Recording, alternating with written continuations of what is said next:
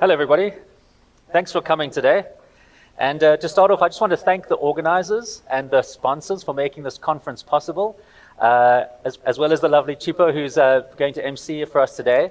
But also, I want to just thank Sonia Kunal, who's been tirelessly for 10 years now running this conference and making sure that there's a forum where we can come and we can discuss these interesting topics around blockchain and crypto.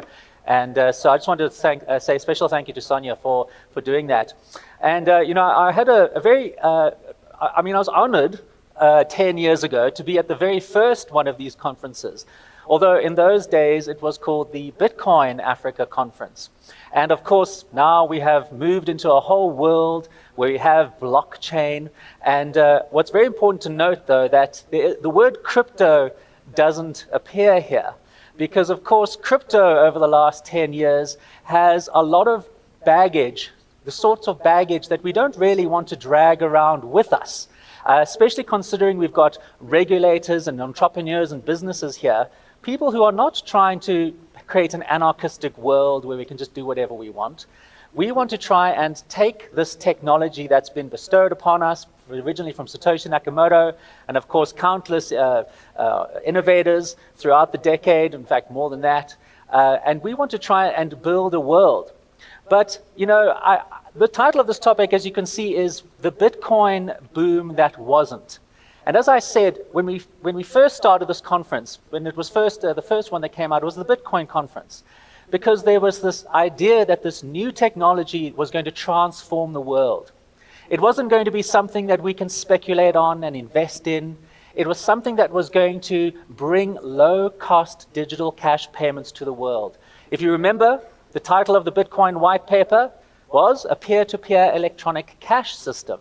And of course, this ideology crept in very early on, when people started talking about things like permissionless and unconfiscatable and unseizable and untraceable, this anarchistic element that crept in. And so what I want to do now is I want to take us on a 10-year, let's say, retrospective of what has happened in terms of that original vision. We can call it Satoshi's vision for what Bitcoin should be. And we can see, has that vision actually been realized? Do we have a world today where billions of people around the world can now make very low-cost digital cash payments for school fees or sending across border? Do we have, and have we come any closer to that Bitcoin vision?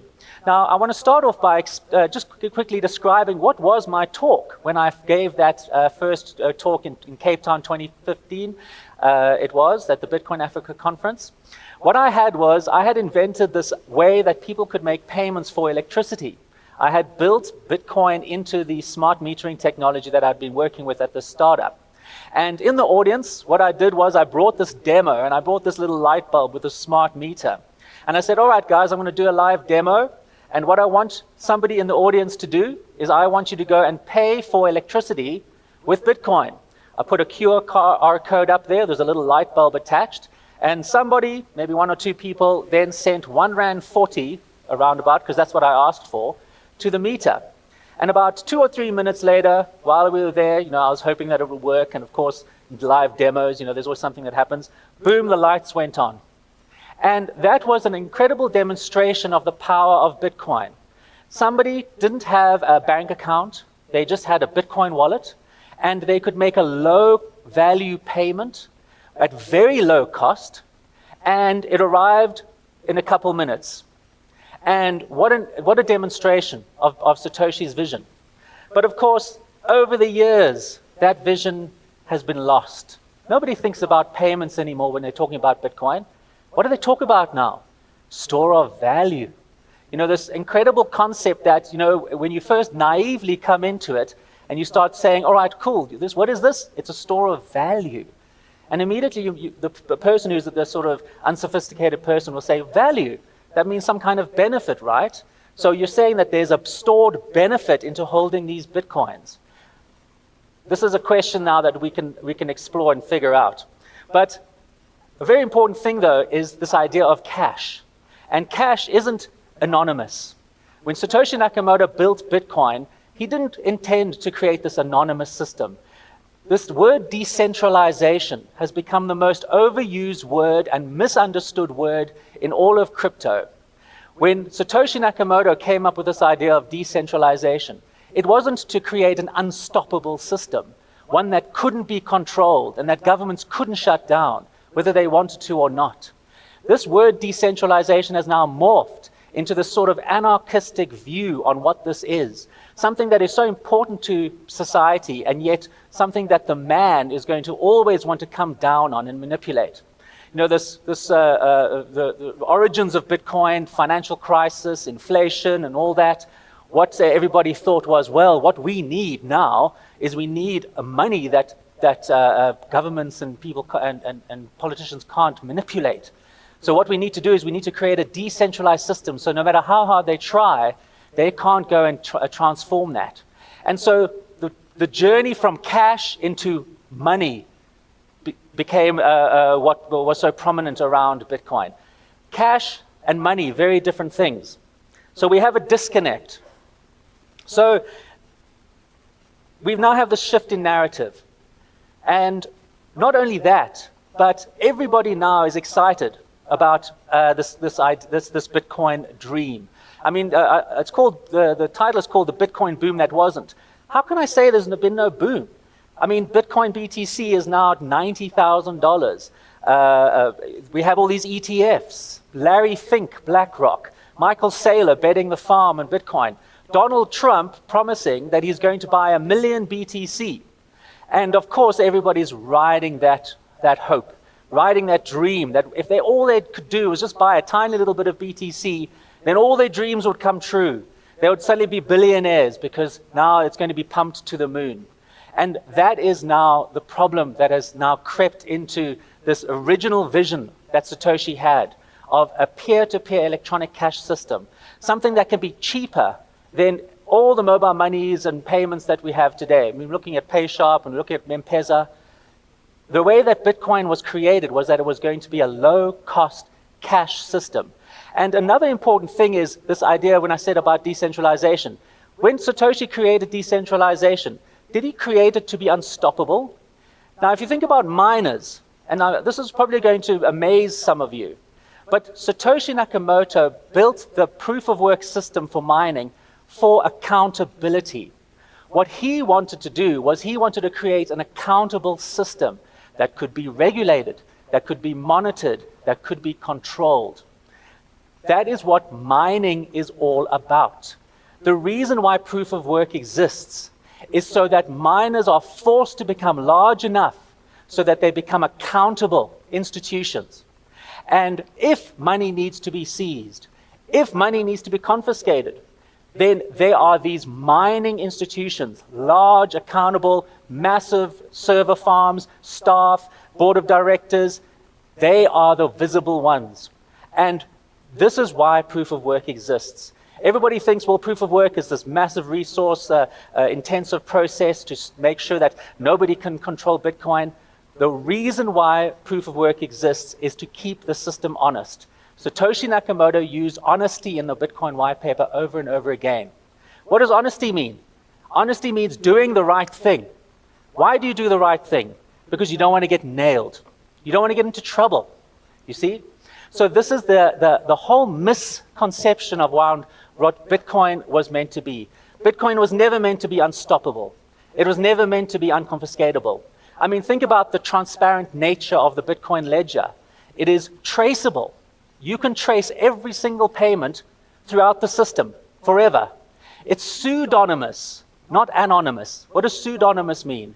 It means you can see what's going on, and if you need to, you can expose that information, auditors, tax, whatever, but you're private. That is the nature of Bitcoin and how far we have now come. Of course, now the whole messaging is around trying to be decentralized, maximally decentralized, nodes running millions of nodes that do nothing, and a world now where instead of us focusing on building businesses that can actually help humanity, and not help as in make them rich, but help the vast majority of people who will never be touched by BTC, who all they want in life is to be able to reduce the cost of a payment. If you think about the cost of payments today, they are exorbitant and they hurt billions of people around the world, specifically across the African continent, thinking about transfer of payments. So this is now the thing that has happened. The reason why we don't have a Bitcoin boom, we've got a BTC boom, is because we've lost the vision. And we've deluded ourselves into believing now that this is all about getting rich and about avoiding the evils of inflation. And of course, you know, a very important thing, of course, is this whole speculative nature now that we have, where now it's not about just one Bitcoin. Now there's a billion of these cryptos out there. And everybody is just flipping these and trading these and exchanging these and having a great time. But if you think about what's going on there, there's no value creation. When you just look, and I don't want to point out, you know, I've got friends who have exchanges, Luna and Vala, of course, you know, I mean, these are people I know and I appreciate, but that hasn't helped. It hasn't helped that people are now looking at these things and saying, this is about investing. The worst word that you can use in crypto is investing, because what are you investing in? And don't say you're investing in technology. We don't choose what technology, what wins. The market, when you talk about the market, and we talk about people trading and the market deciding which is the most valuable crypto, look at BTC, it's $90,000. It must be the best, right? No, we're not choosing what is the best. Who chooses that? The entrepreneurs and the innovators, the ones that actually create the tools that we can use. It's the tools that win, not this speculative mania that we live in today. This word investment, you know, if a casino said, come and invest in a hand of blackjack, that would be laughable. You see, they don't have the guts to be able to say that. But yet we have now this world where we can say, go and invest in crypto. You're not investing in anything. You're investing in a dream. And all you have is FOMO, because you're just seeing people around you just making money. It seems like a magical thing. Think about that concept of store of value. What does value mean? It means benefit, something that gives you a benefit. If we look at gold, it's a store of value. Why? Because gold gives you a benefit. You can wear it. You can put it in your teeth. You can use it in electronics. Gold has a benefit to us. But when you look at BTC, what benefit does it have? The only benefit it has is that you're going to be waiting for a greater fool to come along at some point and pay you more than you paid for it. So we're living in a myth. We all have a delusion. We think that now that this technology, because we don't understand it, is smarter than us, and all we need to do is just hope and trust and pray that this is going to be the next big wave. Of course, we've got AI now, and we look at AI, and it's another big boom that's happening. But AI gives you a benefit. It helps you write articles. It helps you create images. It does something for you. But what is crypto doing for you? Nothing. And we've moved away from what the original benefit of Bitcoin was, that it can provide low-cost payments. Now, someone might say, well, Bitcoin, I mean, what benefit does Bitcoin give you? And I'm talking about Satoshi Nakamoto's Bitcoin. I'm not talking about BTC. What benefit does it give you? Remember what Bitcoin is. It's supposed to be this distributed ledger. And what does a ledger do? It stores information. And you can use that in your businesses. The first conference that we had in 2015 in Cape Town, there were companies there doing supply chains, doing provenance of goods through. There were people talking about all sorts of innovative technologies, innovative ways to use this ledger, this distributed ledger that was immutable. And that is the benefit that Bitcoin is supposed to give you. But now when we look at BTC, you can't do any of that stuff now. The fees are too high. It's not about using. You don't use BTC. You hodl it. You buy it, you put it on your hardware wallet or on your exchange, and you sit and you wait and you wait and you wait, and eventually you are like, I need the money, I'll sell it or whatever. So we've completely lost the original vision of Bitcoin, and we've gone down a complete rabbit hole that's been driven by greed and desperation. We all want to make money. We all want to succeed. And it feels like this is a new way of doing that. And yet it's just a big spiked bowl of Kool-Aid that we're all just dreaming about. So what I want to say to you guys is this, is that go back to the idea of utility. Go back to the idea of innovation and providing benefits to human beings. Now, we have a lot of regulators in this audience today. And this is why I like this conference, because this is not a crypto conference. I went to the Kenya Blockchain and Crypto Conference, it was called. And I said to the organizers, get rid of the word crypto. That's not going to help your cause. Regulators don't want to know about crypto. If you're talking about blockchain, yes, that sounds cool. Something that's regulatory compliant, that follows all the rules. You can do KYC. Sure, let's stay on that blockchain trip. But as soon as we start talking about this BTC and we use words like unconfiscatable, uncensorable, unseizable, untraceable, all we're doing is we're hurting ourselves. And we're sucking people, normal people out there, into this great big mess that's only going to harm us. We have to start taking a bit of a reality pill. So that's what I want to just leave you with today, is this idea that the original vision of Bitcoin was not about making money. The only way you can make money in Bitcoin was by building a service, by providing value to people. This idea now that we can go and invest in crypto and we can flip and trade cryptos and there's a store of value there, you don't have to be a PhD to see that there's something wrong there. You can be a child. And if you say to a child, this is a valuable thing, they'll say, what can I do with it? Nothing. Well, what's it for? Holding. What must I do with it next? You can sell it. I mean, can you see the irony here? Is that we all think we're too smart for our own good. And we think, well, maybe, there's something special here that we can't see. There isn't. There's no such thing. So let's try and come back to this idea of Satoshi's vision.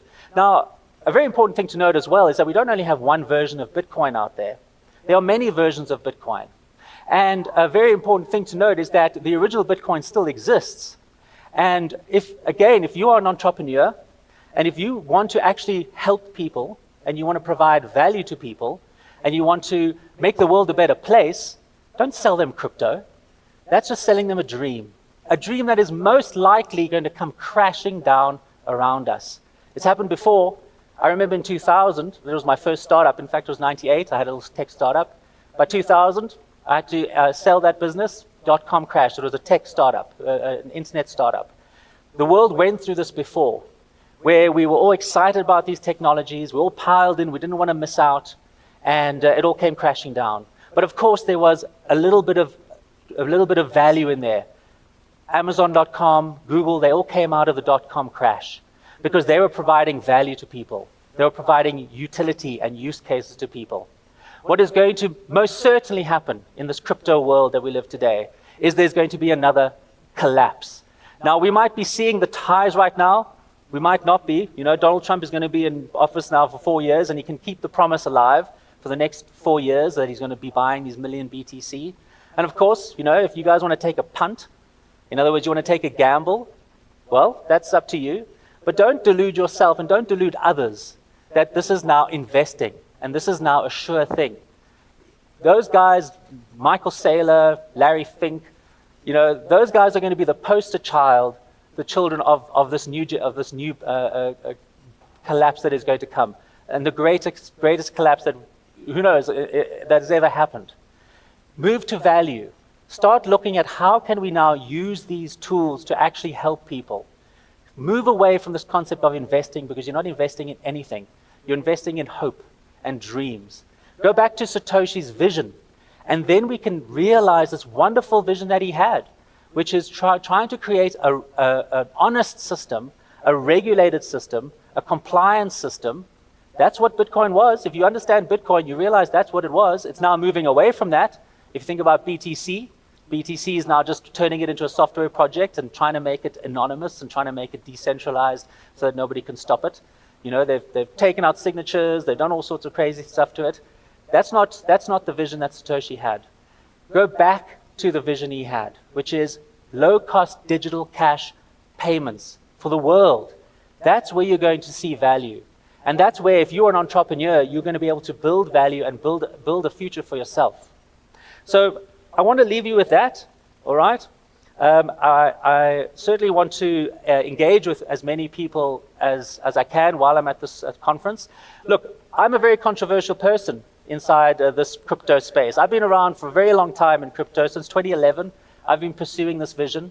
I've been trying to bring Bitcoin payments to the world, but unfortunately, crypto has completely sideswiped me in that goal.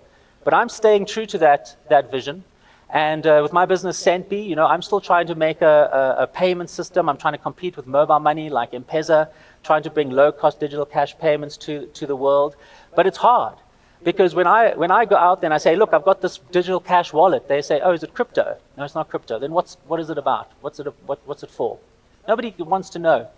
They just want to know, can I make money from this thing? So what a pity. What a pity that we had such a wonderful thing 10 years ago, 12, 13 years ago. Something that we were all excited about if you knew about Bitcoin then. We all had this wonderful vision. We all were excited about bringing low-cost payments to the world. Wow, unbanked, underbanked. Let's go and save those people. But now we're not that anymore. Now we're something else. Now we're selling dreams and hope, false hope.